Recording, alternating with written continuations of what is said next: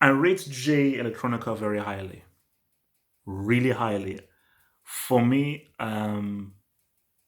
he is because you know how they say, oh, he's unlike any rapper. No, Jay Electronica is literally unlike any rapper that has ever existed because of just how his mind works. You know, and I really believe that he is the most unique rapper I think ever based on just who he is as a person. Like, because the beauty of rap is the only musical genre where it's about you, the man. You can be skilled and say all this kind of stuff, but what made Tupac Shakur amazing was he was an interesting person. What makes Jay-Z interesting rap is that he has a very interesting experience. What makes Nas amazing because Nas thinks a very particular way, so he's a very interesting person. But for him, what makes Jay Electronica interesting is he is the way his mind works as a person, who he is as a person, is really, really specific. And you can see that from his lyrics. And I think it's unlike any rapper I've really heard, or maybe only a few that you can put in there, but just nobody really is saying the kinds of things that he says because the beat about it is that it's not just about how fast can you rap, how many which lines can you have. It's what he's saying. The kinds of things he's saying is like it's like almost like if not, this would be a very interesting dude to actually meet. And in this scene, normally for me with music, if it doesn't hit me the first time, I'm like, nah, I'm done. So when I first listened to this, I was like, oh man, because and I think the issue was everybody was hyping it. And because everyone was hyping it, I had like very high standards. So when I was listening to it, I was like, no, I'm gonna expect. So this is supremely amazing. So I had preconceived notions of what I would expect. And when that meets my preconceived notions, I was like, oh, this is a disappointment. So I was like, hmm. Then I then said, okay, look, let me just give it another because it's Jay Electronica, let me just give it another go. But then once I now knew what it was and accepted for what it was, I was like, oh, this is growing on me. And I think this is the key thing. I listened to it first, and this is some of the same thing with written testimony.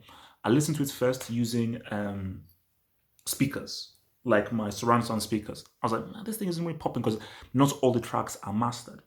Then I was like, okay, let me listen to it on headphones. And it makes a huge difference. And I think this goes to show with maybe why Rock Nation stupidly didn't want to release it because I was hearing that the rumors are like this wasn't released in 2012 because it didn't have enough mass appeal, which I just think is the most dumbest thing I've ever heard. Stupid, very stupid. So my thing is, it explains a lot. I'll get to that. So listening to it again, I was like, oh, I now get what it's about. And I think this is an album where you have to really listen to what he's saying. It isn't one where you can play in a club, you can bump up and down. There are no club joints here. That's not what it is.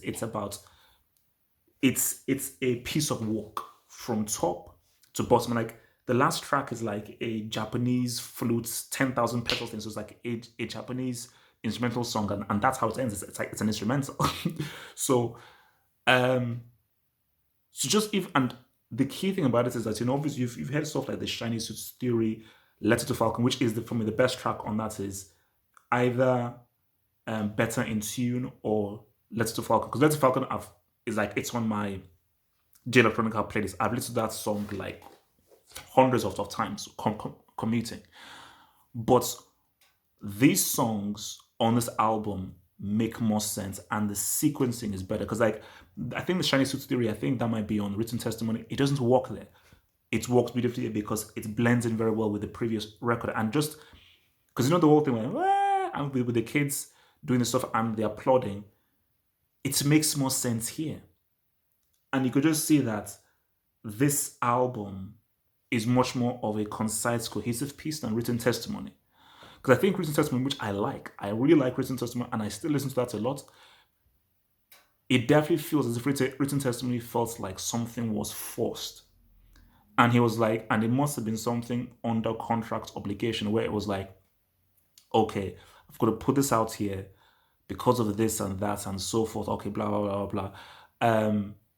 And it just felt like, okay, let me just do it with Jay-Z. And so this can be a big record. So it's me featuring Jay-Z and Jay-Z can help carry it and so forth. But this Act 2 thing, this is definitely his thing. This is definitely like, this is Jay Electronica's work. This is his thing. And like, yeah, this is what it feels more him.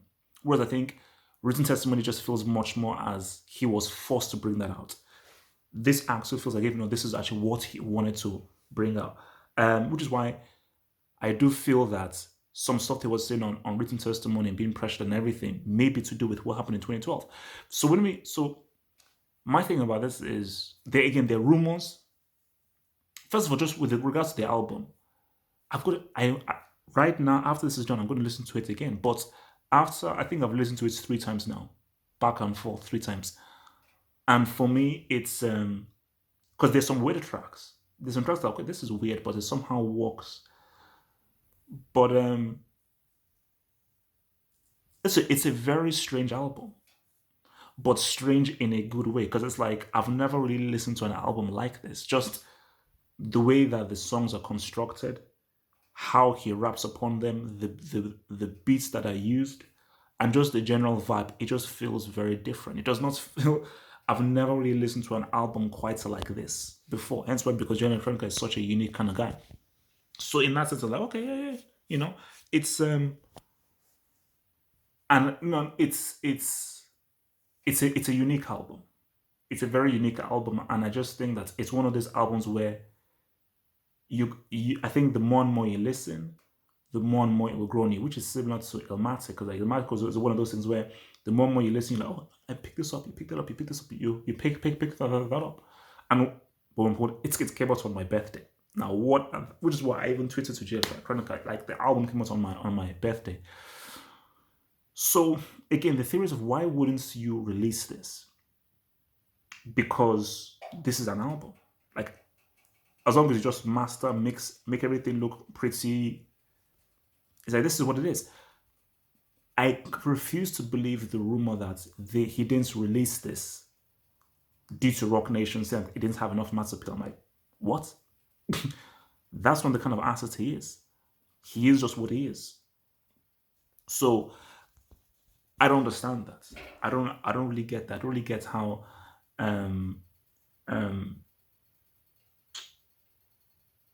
you wouldn't release something like this, because this is a special kind of album.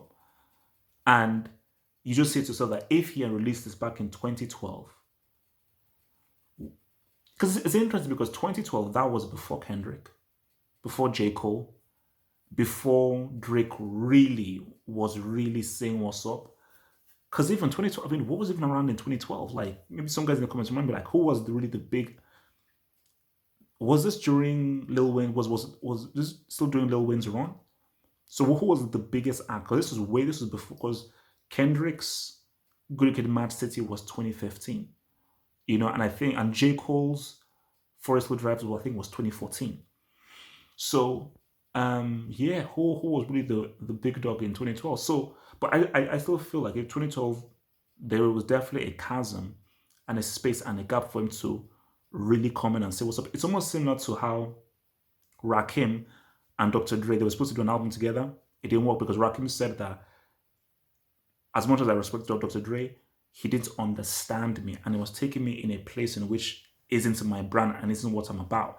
And an artist should always be true to themselves, because this is your art, and your art is, especially with rap, is about expressing yourself and saying who you are. And I think in this album, this is 100% Jay Electronica. Like, there's a track with 2 French people speaking French, and he sort of makes that into a song, and he raps over that. And some of the songs that he raps over, like, how did you rap over that? Yeah, man, no. This is because you only wish that it was released, because the issue is that some songs are not fully master refined. But it's like, because again, I felt a little guilty because I was like, if this is because this was leaked, so was he happy? But then, because Angela Yee then sort of sent him a tweet, and then he then retweeted saying, look, he's happy that the album is actually receiving all this love. So it's obviously a case of where, like, he's not really bothered out. He's obviously moved past that, which is unfortunate. But I think, as I said again, I don't like written testimony, but I could understand how people were not happy with it. Now that we know that this album always existed, it now makes sense that Of course, he's happy with written testimony, but that sort of felt a bit forced because, as I said again, it was released in the 40 days, 40 nights. So I think that written testimony was not as organically made and put together and cultivated as much as this one. This one really feels like, no, this is my thing. Look, it's 16 tracks. It's 16 tracks, deep, all in there, and it's dense. So yeah, man, I'm gonna go and listen to this album again, man. So yeah, man. But yeah, Jay Electronica, man, he's one of those special, unique, one of one, can't be copied, true original minds, poets and writers. Just like his writing and everything, top, top, top, top, top, all the way, all the way, all the way, man. Jay Electronica. Guys, remember to subscribe. Like the video, remember to subscribe to all that beautiful content crap from your boy Halfo. Peace out.